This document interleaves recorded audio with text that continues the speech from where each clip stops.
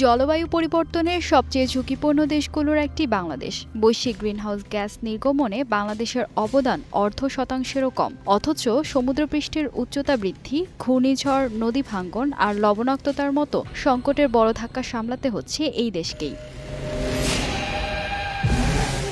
তবে একজন ভূতত্ত্ববিদ ও পরিবেশ বিজ্ঞানীর সাম্প্রতিক বিশ্লেষণ বলছে, বাংলাদেশের পরিবেশ সংকটের পুরো দায় শুধু জলবায়ু পরিবর্তনের নয়। তার মতে, দেশের ভেতরে দীর্ঘদিনের দুর্বল পরিবেশ ব্যবস্থাপনা, দূষণ নিয়ন্ত্রণে ব্যর্থতা এবং প্রাকৃতিক ব্যবস্থাকে উন্নয়নের বাধা হিসেবে দেখার প্রবণতাও সংকটকে আরও গভীর করেছে। বিশ্বব্যাংকের ২০২৪ সালের এক মূল্যায়নের তথ্য তুলে ধরে ওই বিশ্লেষণে বলা হয়েছে, পরিবেশগত অবক্ষয়ের কারণে বাংলাদেশকে প্রতি বছর জিডিপির প্রায় ১৭.৬% সমপরিমাণ অর্থনৈতিক ক্ষতি বহন করতে হচ্ছে। একই সঙ্গে বায়ু দূষণের কারণে মানুষের গড় আয়ু কমে যাওয়ার বিষয়টিও উদ্বেগজনক বলে উল্লেখ করা হয়েছে। ঢাকার চারপাশের নদীগুলোতে বছরের পর বছর শিল্প বর্জ্য ও নগরীর অপরিশোধিত বর্জ্য ফেলার ফলে পরিস্থিতি আরও খারাপ হয়েছে। বিশেষ করে বুড়িগঙ্গা নদীর দূষণকে বাংলাদেশের পরিবেশ ব্যবস্থাপনার দীর্ঘদিনের ব্যর্থতার প্রতীক হিসেবে তুলে ধরা হয়েছে ওই লেখায়।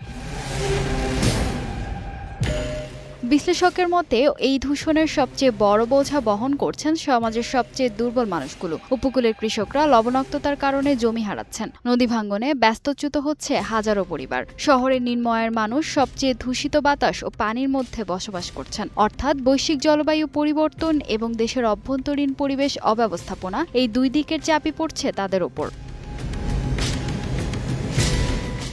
লেখাটির সবচেয়ে গুরুত্বপূর্ণ অংশ বাংলাদেশের বদ্বীপ বা ডেল্টাকে ঘিরে। গঙ্গা, ব্রহ্মপুত্র, মেঘনা নদী ব্যবস্থার পলি হাজার হাজার বছর ধরে এই বদ্বীপকে টিকিয়ে রেখেছে। এই পলি শুধু কৃষি জমির উর্বরতা বাড়ায় না, সমুদ্রপৃষ্ঠের উচ্চতা বৃদ্ধির বিরুদ্ধে ভূমির উচ্চতা বজায় রাখতেও ভূমিকা রাখে।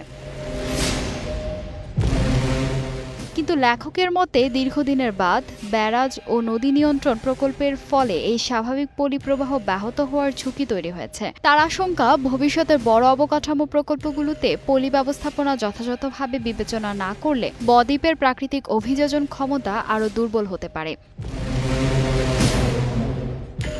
বিশ্লেষণে বলা হয়েছে, শুধু আন্তর্জাতিক জলবায়ু অর্থায়ন পেলেই বাংলাদেশের পরিবেশগত স্থিতিশীলতা নিশ্চিত হবে না।